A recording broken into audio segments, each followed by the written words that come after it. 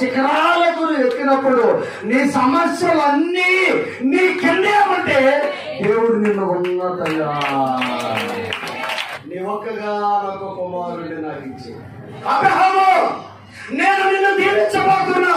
ఒక కుమారుడిని అబ్రహాము ఇస్తే 12 రాజులు ఇచ్చాడు, యాజకులు ఇచ్చాడు, రాజులు ఇచ్చాడు, ప్రవక్తలను ఇచ్చాడు, రాజ్యాధికారులను ఇచ్చాడు. 30 లక్షల ఇశ్రాయేలు ప్రజలను ఒక్క ఇస్సాకు ద్వారా దేవుడు అనుగ్రహించాడు. ఈ ఉదయకాలం వాక్య ధ్యానం నిమిత్తమై అపొస్తలుడైన పౌలు రోమీయులకు రాసిన పత్రిక 8వ అధ్యాయము 28వ వచనం. దేవునిని ప్రేమించు వారికి అనగా ఆయన సంకల్పము చొప్పున పిలువబడిన వారికి మేలు కలుగుటకే సమస్తమును సమకూడి జరుగుతున్నవని ఎరుగుదుము. రోమ పత్రికలో అద్భుతమైన వర్తమానాలు ఈ నెల మనం నేర్చుకుంటూ వచ్చాం. రోమపత్రిక 7వ అధ్యాయము లోయ అనుభవం, 8వ అధ్యాయము శిఖరపు అనుభవం, అంటే ఎత్తైన అనుభవం, శిఖరాలను అధిరోహించే అనుభవం. 7వ అధ్యాయమేమో లోయ, 8వ అధ్యాయమేమో శిఖరము, ఉన్నతమైన స్థితి. 8వ అధ్యాయంలో మనం నేర్చుకున్నాము, గత వారంలో ఆత్మ ద్వారానే అద్భుతాలు జరుగుతాయని మనం నేర్చుకున్నాం. ఏ ఆత్మ ద్వారా? పరిశుద్ధాత్మ ద్వారా. పరిశుద్ధాత్మ ద్వారా విడుదల, పరిశుద్ధాత్మ ద్వారా మేలు, పరిశుద్ధాత్మ ద్వారా కృప, పరిశుద్ధాత్మ ద్వారా స్వస్థత, పరిశుద్ధాత్మ ద్వారా అన్య భాషలు, పరిశుద్ధాత్మ ద్వారా భాషలకు అర్థము చెప్పే వరాలు దేవుడు ఒక్క ఆత్మతోనే ఇస్తాడు. దేవుని పిల్లారా, దేవుని సన్నిధిలో ఒక విశ్వాసి పరిపూర్ణ దశలోనికి చేరటమే శిఖరము యొక్క అనుభవం. శిఖరము ఒక అనుభవం.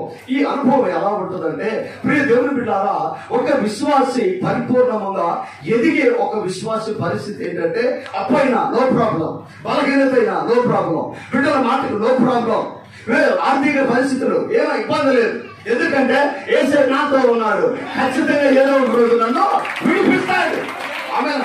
అది శిఖరపు అనుభవం, అది శిఖరపు అనుభవం. ఆత్మీయ శిఖరాలకు ఒక మనిషి ఎదగాలి. అది దావీదు ప్రార్థన మనకి ఎప్పుడు గుర్తు వస్తుంది. శిఖరము అంటే నేను ఎక్కలేనంత ఎత్తైన కొండపైకి నన్ను ఎక్కించు అని. అంటే ఇప్పుడు దేవుని బిడ్డారా, ఒక కొండ చూసుకొని దానికి పైకి ఎక్కడం కాదు, ఆత్మీయ శిఖరాలు, ఆత్మీయ ఎత్తులోనికి మనం వెళ్ళాలి. చాలా సందర్భాల్లో విశ్వాసి దేవుని బిడ్డారా బలహీన పడుతున్న సమయాన్ని మనం చూస్తూ ఉంటాం.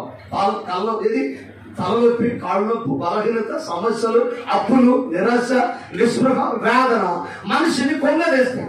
లోయ అనుభవంలోనికి నెట్టివేసి సమస్యలు నిన్ను గెలవాలని చూస్తాయి. ఆ మాత్రమే కాదు, దేవుని బిడ్డారా, నువ్వు కుంగినప్పుడు నిన్ను గెలిచిన అనుభవం, సంతోషం, సమస్యకు లేక అపవాది దేవుని బిడ్డారా సంతోషిస్తాడు. అయితే ఒక దేవుని బిడ్డ ఆమె హల్లెలూయా లోకానికి విజయాన్ని ఇవ్వకూడదు. ఒక దేవుని బిడ్డ అపవాదికి విజయాన్ని ఇవ్వకూడదు. ఒక దేవుని బిడ్డ సమస్యకు విజయాన్ని ఇవ్వకూడదు. ఒక దేవుని బిడ్డ రోగానికి విజయాన్ని ఇవ్వకూడదు. ఒక దేవుని బిడ్డ దేవుని బిడ్డారా ఆయన నీ పక్షాన ఉన్నాడు కనుక ప్రతి సమయంలో, ప్రతి సందర్భంలో, ప్రతి సమస్యలో యేసయ్య నీకు విజయాన్ని ఇస్తాడు. మనం దేవుని బిడ్డారా కొన్ని సందర్భాలలో ఆయన సంకల్పం ఏంటో మనకు తెలియాలి. సంకల్ప సిద్ధి, సంకల్పం నెరవేర్చుట, ఆయన సంకల్పంలో మనం ఉండాలి.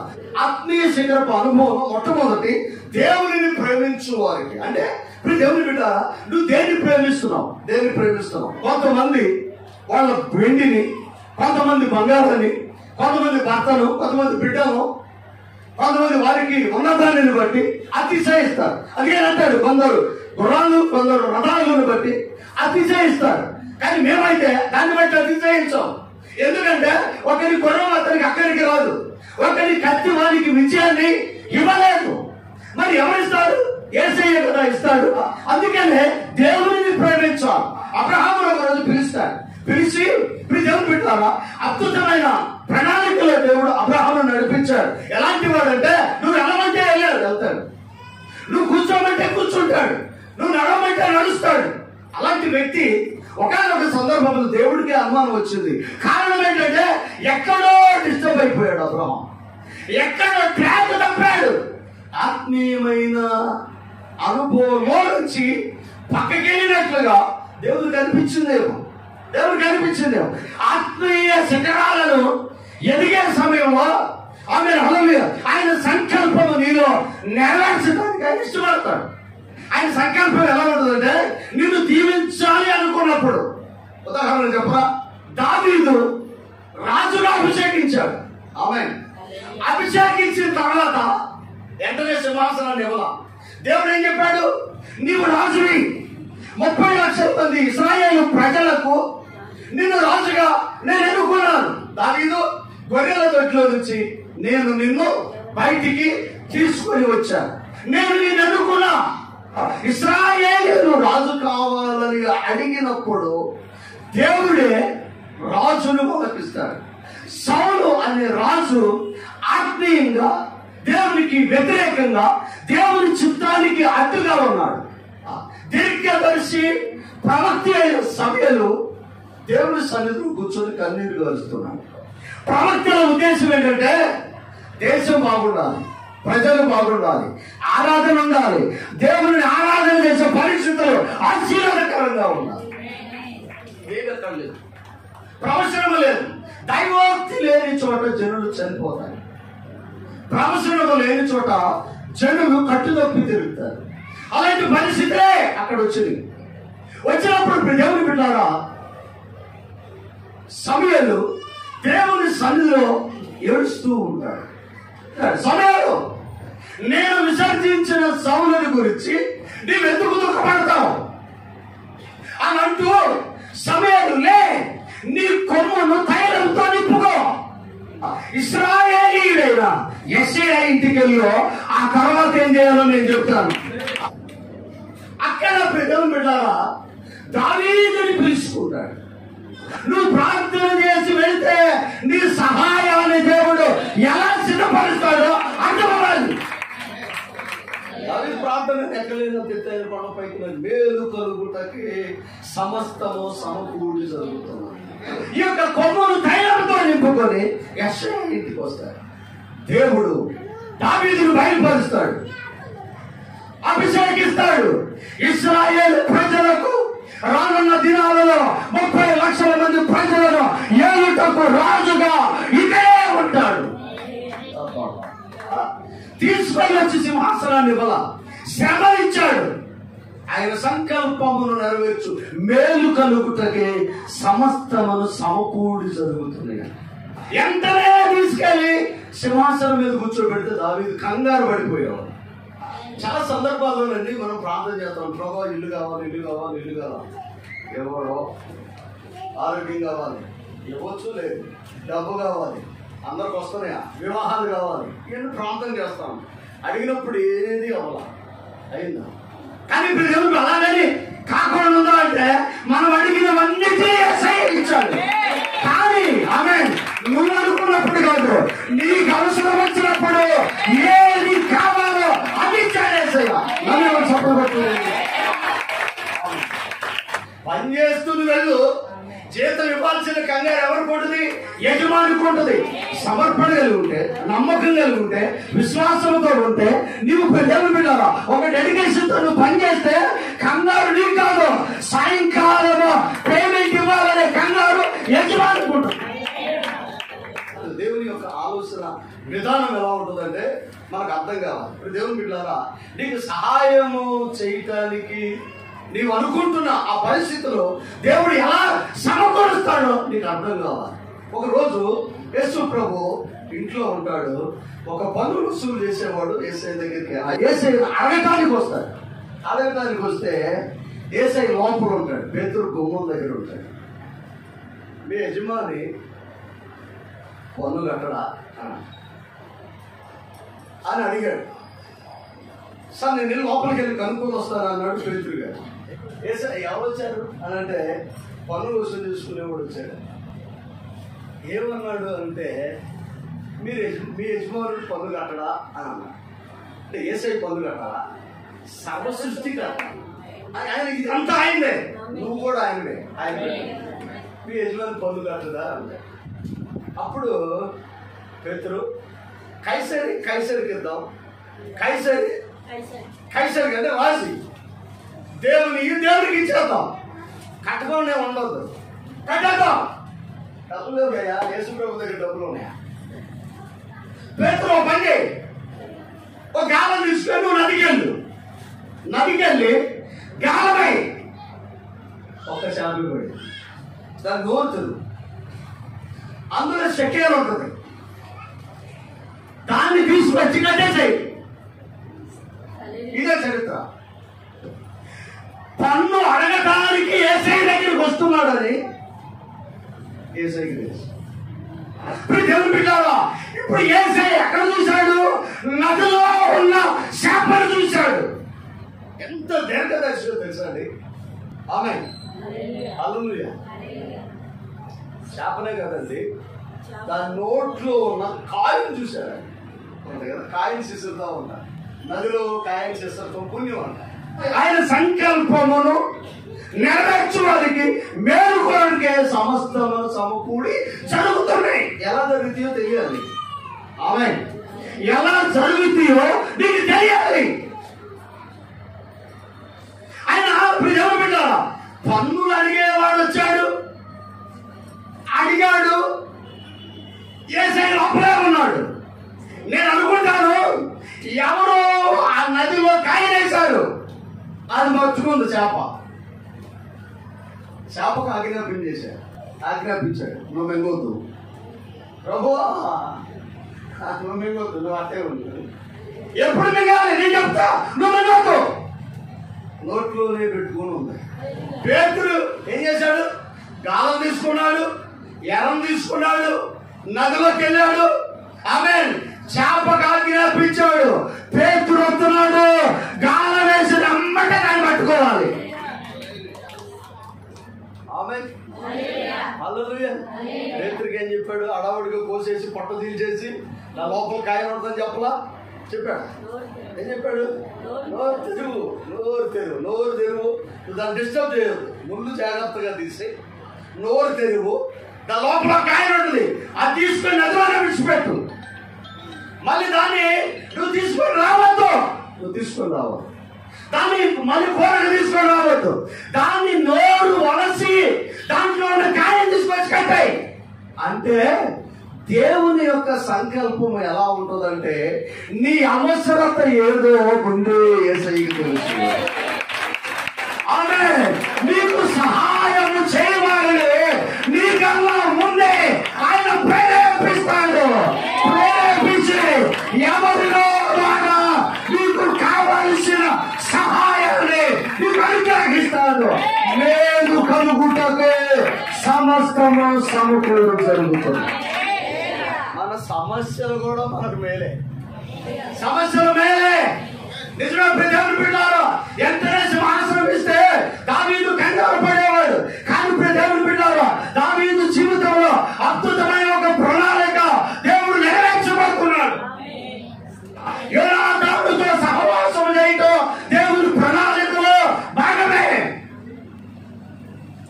గొర్రెల దొడ్లో నుంచి పిలిచాడు. కాపరికి కావలసిన లక్షణాలు రాజుకుండాలి. కాపరికి ఉండవలసిన ఓర్పు, కాపరికి ఉండవలసిన బాధ్యత, కాపరికి ఉండవలసిన సహనము, కాపరికి ఉండవలసిన ఎవ్రీ క్వాలిటీస్ ఉండాలి రాజుకి. అందుకే అడిగినమ్మటే సౌలుని ఇచ్చాడు, ఆలోచించి దావీదుని ఇచ్చాడు. అడిగినమ్మటే కావాలి ప్రభు అని అడగవద్దు, ఆలోచించి ప్రభు అని ఇవ్వు అన్నాడు. ఎదుర్కొన్నాడు, పిలిచి పైకి తీసుకొచ్చాడు. ఎందుకు ప్రభు అంటే నువ్వే కదా ఎక్కడైనా పడపైన ఎక్కించుకొని ప్రార్థన చేశావు అంటే ఆయన సంకల్పమును మేలు కలుగుటకే సమస్తమును సమకూడి జరుగుతున్నాయి. ఇది వేళ్ళ లేదు, కీళ్ళు పారిపోయాడు, శత్రువులు ఎక్కువైపోయారు, రాజు తరుగుతా ఉన్నాడు. గొర్రెల కాపరిని తీసుకొచ్చాడు. కాపరికి ఉండవలసిన లక్షణాలు రాజుకి ఉండాలి. అందుకే ఎవరిని పిలిచాడు? కాపరిని పిలిచాడు. గుడ్ షెపర్డ్ యేసయ్య, నేను గొర్రెలకు మంచి కాపరిని. మంచి కాపరి గొర్రెల కొరకు ప్రాణము పెట్టిన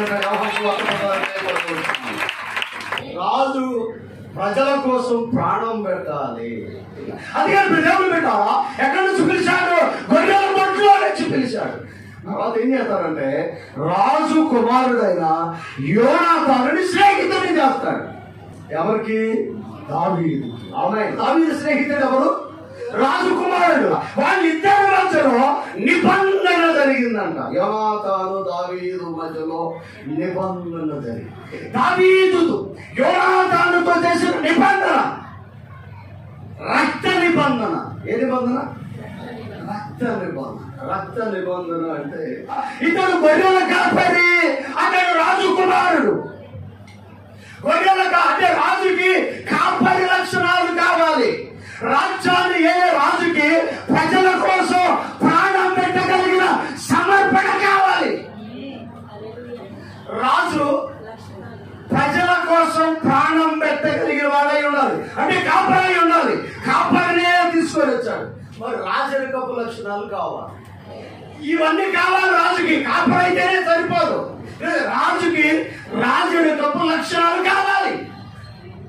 అందుకని దేవుడు ఏం చేశాడంటే రాజుని సహవాసం చేయలేదు, కానీ రాజకుమారుడైన యోనాతాన్ని దావీదుతో స్నేహితుడిగా మార్చాడు. వీళ్ళిద్దరి మధ్యలో నిబంధన, నీవు నేను స్నేహితులము. మన ఇద్దరి మధ్యలో నిబంధన ఏంటంటే ఇదే నీ చేయొద్దే వేసినది కత్తోడు తీసాడు. ఇక్కడ కట్ చేశాడు. చాలా మందికి కోపం వస్తే ఇక్కడ ఎందుకు కట్ చేసుకుంటారో తెలుసా? ఈ రక్త నాణాలు అంటారు. ఇక్కడ కట్ చేశాడు. దావీదు కట్ చేసుకున్నాడు. దావీదు కట్ చేసుకున్నాడు. యోనాతాను కట్ చేసుకున్నాడు. ఇలా పెట్టు, గాయాలు రెండు కలవాలి. ఓకేనా? గట్టిగా గట్టిగా నొక్కాయా? పర్లేదు, నేను గట్టిగానే ఉన్నా. గట్టిగా ఇప్పుడు జరుగుతుంది ఏంటంటే ఇద్దరికి గాయాలైనవి. ఇద్దరిలో రక్తం ప్రవహిస్తుంది. ఈ రక్తం ఎలా ప్రవహిస్తుందంటే దావీదు రక్తం యోనాతానులోకి వెళ్ళింది, యోనాతాను రక్తం దావీదు వరకు వచ్చింది, దావీదు రక్తం యోనాతానులోకి, యోనాతాను రక్తం దావీదులోకి, దావీదు రక్తం యోనాతానులోకి, యోనాతాను రక్తం దావీదులోకి. ఇప్పుడు దావీదు రాజు వలె మార్చబడ్డాడు. రెండు చేతులు పైకెత్తి సపట్లు పడుతూ దేవుని స్తుతించండి. అప్పుడు దావీదుకి ఏ లక్షణాలు వచ్చినాయి? రాజు లక్షణాలు వచ్చినాయి. ఆమేన్. అంటూ కట్టబడ్డా. అబ్బా దేవుని మహిమ. ఏం చేశాడు? అంటూ కట్టబడ్డాడు. ఎవరితో? రాజు కుమారుడితో అంటూ కట్టబడ్డాడు. కాబట్టి ఇప్పుడు దావీదుకి రాజరికపు లక్షణాలు వచ్చినాయి. దేవుని బిడ్డారా, నువ్వు తగ్గించుకుంటే, నువ్వు మార్చబడితే, ఆయన రక్తం చేత కలగబడితే, ఆయన దేవుడికి అంగీకరిస్తే, ఆయన తండ్రిగా స్వీకరిస్తే, ఆయన లక్షణాలు నీలో కనబడాలి. చాలా జాగ్రత్తగా గమనించండి. ఏ లక్షణాలు వచ్చినాయి? రాజు లక్షణాలు వచ్చినాయి. ఇప్పుడు ఎవరితో దగ్గరైనా నా నిలబడగలరు. ఎలాగా? ఇలా నిలబడగలరు, ఇలా సెకండ్ ఇవ్వగలరు, సమయోచితంగా మాట్లాడగలడు, సమయోచితంగా సలహాలు ఇవ్వగలడు, సమయోచితంగా పరిపాలన చేయగలడు. ఎందుకంటే ప్రజల పక్షాలు, ప్రజల కష్టాలు తెలిసిన వాడు రాజు అయ్యాడు. రాజు కుమారుడితో స్నేహం వల్ల రాజరికపు లక్షణాలు దావీదుకు వచ్చాయి. అద్భుతమైన సహవాసం కలిగి ఉన్నాడు. అందుకని ఇప్పుడు దేవుని బిడ్డారా, మేలు కలుగుటకే సమస్తమును సమకూడి జరుగుతున్నాయి. పారిపోయాడా? పిచ్చివాళ్ళ నటించాడా? శత్రువులు ఎక్కువైపోయారా? ఆమె హల్లు అని అనుకోని ఉండొచ్చు. మేలు కలుగుతుంది కదా, రాజును అన్నాడు, అభిషేకించాడు, తీసుకొచ్చాడు. ఏంట్రా బాబు శ్రమలు అన్నాడు. ఆమె ఆయన సంకల్పం నెరవేర్పులో భాగమే. ఎక్కడైనా ఇప్పుడు దేవుని బిడ్డారా, నీకేదైనా సమస్య స్టార్ట్ అయిందంటే ఆయన పని మొదలైనట్టే ఇంట్లో. ఆమె అంటాం బాగా ఉంటది. ఎప్పుడన్నా ఒక దెబ్బ తగిలినప్పుడు తెలిసింది ఏసై ఏంటా అని, ఏంటా అన్నది తెలిసింది. ఆమె హల్లెలూయా. అప్పు వస్తే తెలిసింది, బలహీనత వస్తే తెలిసింది, పిప్పని నొప్పి వచ్చేది తెలిసింది. ఏంటో ఏసై ఏంటో, దేవుడు ఉన్నాడో, నా పన్ను నొప్పినే తగ్గిలేనోడు అది కదా. అంటే ఆయన ఏం చేస్తామంటే తీసుకొచ్చేసి నీ బండికి సమానం చేసేస్తాం. సమస్య స్టార్ట్ అయితే దేవుని పని మొదలైనట్టే. విశ్వాసంలో కనిపెట్టి ఉండదు. పన్నులు కట్టేవాడు వచ్చాడండి, ఎమ్మటే ఇందా లోపల నుంచి తీసుకొచ్చేసి ఇచ్చారు.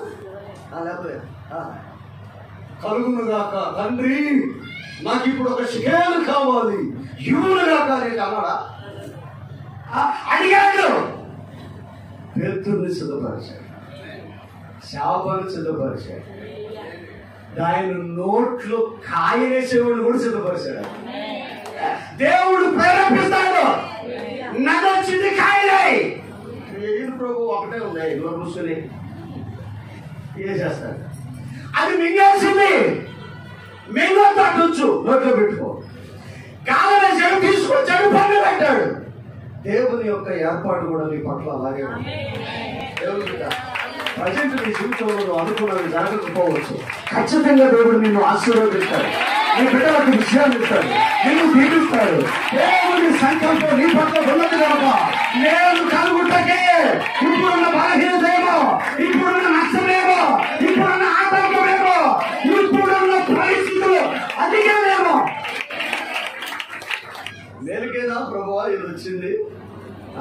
మేలు కలుగుటిగా ఈ అప్పు, మేలు కలుగుటిగా ఈ తిప్పలు, మేలు కలుగుటిగా ఈ బలహీనత, మేలు కలుగుటకే ఈ శ్రమ, మేలు కలుగుటకే ఈ ఆర్థికం, మేలు కలుగుటకే ఈ లోటు. అంటే నేను ఎలాంటి అనుభవంలోకి ఎక్కించబోతున్నాడు అంటే ఈ ప్రజలు విన్నారు. ఒక్కసారి చూడండి 35 నుంచి. క్రీస్తు ప్రేమ నుండి మనలను ఎడబాపువాడు ఎవడు? ఆమె క్రీస్తు ప్రేమ నుండి మనలను ఎడబాపువాడు ఎవడు? శ్రమ అయినను ఆయన ప్రేమ నన్ను దూరం చెయ్యలేదు. బాధ కూడా ఆయన ప్రేమ నన్ను దూరం చేయలేదు. హింస అయినా ఆయన ప్రేమ నుండి నన్ను దూరం చెయ్యలేదు. శ్రమ అయినను, బాధ అయినను, హింస అయినను, కరువైనను, వస్త్రహీనతైనను, ఉపద్రవమైనను, ఖడ్గమైనను మనలను ఎడబాయునా అని అంటే ఇహ సంబంధమైనది ఏది కూడా యేసయ్య ప్రేమకు సరితూగవు. ఆయన అన్నిటికన్నా ఉన్నతమైన వాడు.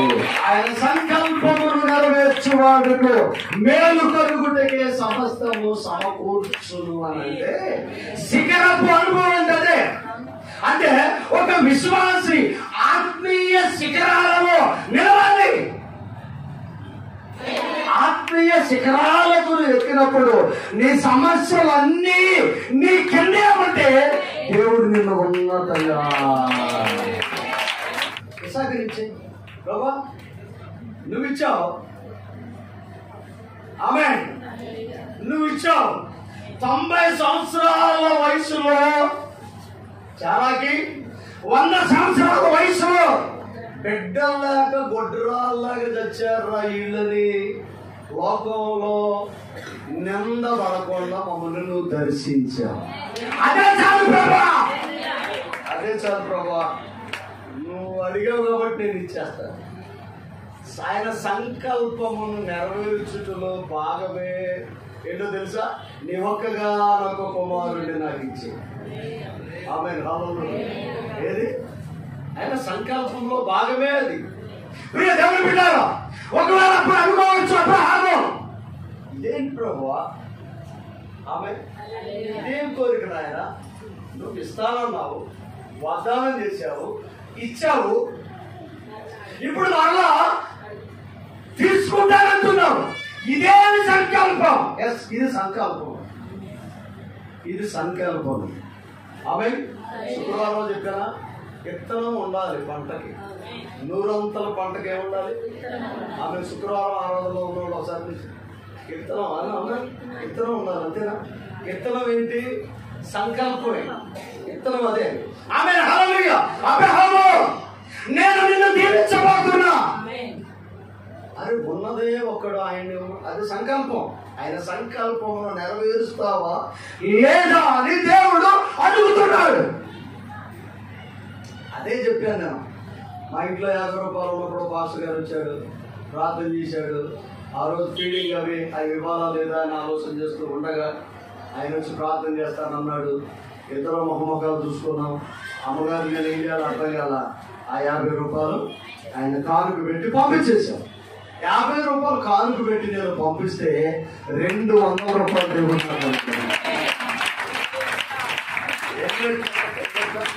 ఎన్ని రెట్లు ఎక్కువ. నా 50 పక్కన పెడితే ఎన్ని రెట్లు? 30 అంతలు ఇవ్వడం అంటే ప్రభు డబ్బు నో ప్రాబ్లం, నేను ఇచ్చేస్తా, బంగారం ఇచ్చేస్తా. ఇవేది కాదు. నీ కొడుకుని ఇస్తావా? ఆమె ఇచ్చేస్తావు ప్రభు. ఇంట్లో చెప్పవా? తీసుకొని వెళ్ళిపోయాడు. అరే బాబు అందా కథ అర్థాకి వెళ్ళొద్దు. ఎగ్జిబిషన్ గారు తీసుకెళ్ళాడేమో, ఆమె నమ్మకం, లేకపోతే పార్క్కి వెళ్దామని తీసుకెళ్ళాడేమో, లేకపోతే ఫుడ్ జంక్షన్కి వెళ్దామని, ఫుడ్ జంక్షన్కి వెళ్దామని తీసుకెళ్ళాడేమో. దేవుని బిడ్డారా చాలా జాగ్రత్తగా గమనించాడు. వెళ్ళిన తర్వాత దేవుని బిడ్డారా దేవుని సంకల్పాన్ని నెరవేర్చడం కోసం బలిపీఠం మీద తన కుమారుడిని పెట్టి ఖడ్గము పైకెత్తినప్పుడు, అబ్రహామా దేవుని సంకల్పము నీవు నెరవేర్చుటకు ఇష్టపడ్డాను గనక నీ ఒకగానొక కుమారుని సంహరించవద్దు. ప్రియ దేవుని బిడ్డారా, ఒక కుమారుడిని అబ్రహాం ఇస్తే 12 రాజులు ఇచ్చాడు, యాజకులు ఇచ్చాడు, రాజులు ఇచ్చాడు, ప్రవక్తలను ఇచ్చాడు, రాజ్యాధికారులను ఇచ్చాడు. 30 లక్షల ఇశ్రాయేలు ప్రజలను ఒక్క ఇస్సాకు ద్వారా దేవుడు అనుగ్రహించాడు.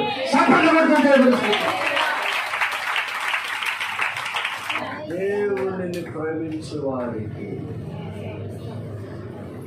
ఆయన సంకల్పమును నెరవేర్చు వారికి మేలు కలుగుతుంది, సమస్తమును సమకూడి జరుగుతున్నాయి.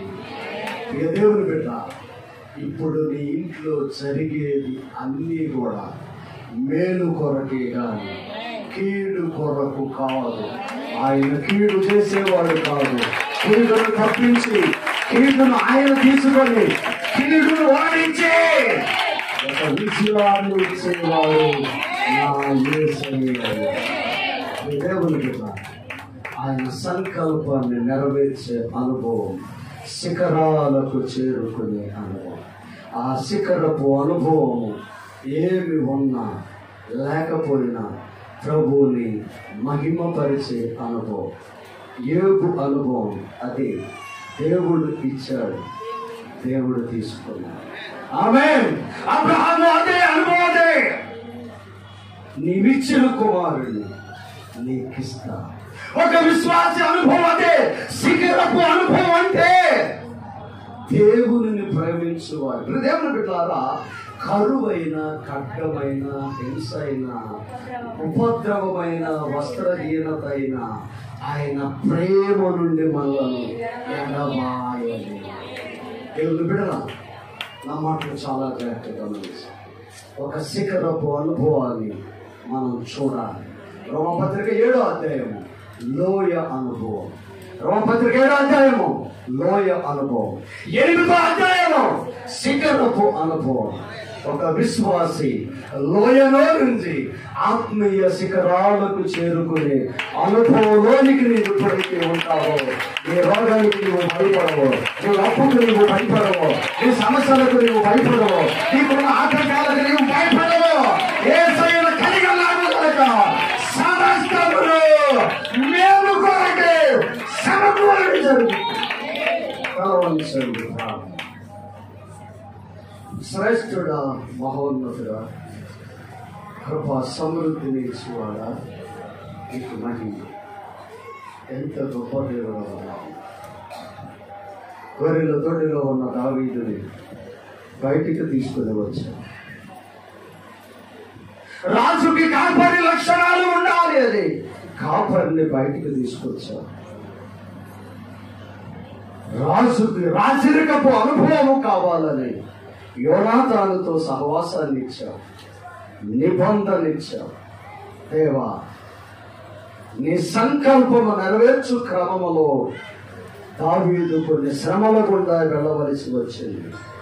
యేసయ్య మేలు కొరకే ఆయన జీవితంలో జరిగిన ప్రతి లోటు ఈ ఉదయకాలం దేవుని బిడ్డ ఆయన సంకల్పమును జరిగించుటకు నీవు ఇష్టపడ్డావు కనుక శిఖరపు అనుభవములోనికి రావటానికి ఆశ కలిగి ఉన్నావు కనుక ఇప్పుడున్న ఈ సమస్యలన్నీ కూడా నీ జీవితంలో ఒకరోజు ఆయన తీసివేస్తాడు. ఉన్నతమైన మహిమలోనికి ఆయన నిన్ను తీసుకొని వెళ్తాడు. ఇక్కడున్న ప్రతి వారిని మీరు దీవించండి, పేరు పేరును ఆశీర్వదించండి. యేసయ్య ఒక శిఖరపు అనుభవంలోనికి వెళ్ళుడి మార్గములో నీ సంకల్పాన్ని నెరవేర్చి బిడ్డలుగా మేము ఉండే కృపను దయచేయండి. పేరు పేరున దీవించున్నాను, యేసు నామమున నడుచున్నాము తండ్రి. ఆమేన్. ఆమేన్. అందరికీ వందనాలు.